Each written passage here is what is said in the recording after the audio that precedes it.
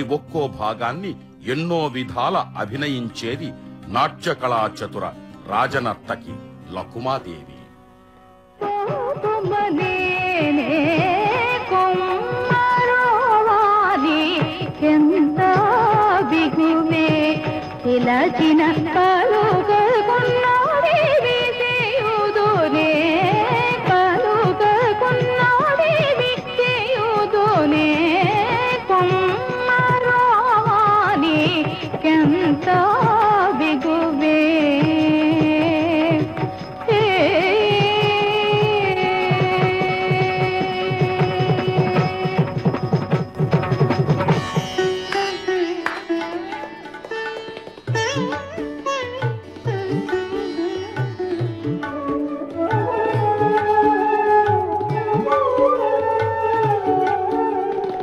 మహారాజా, ఈ అవ్యాజమైన అభిమానానికి నేను అర్హురాలి కాదేమోననిపిస్తోంది.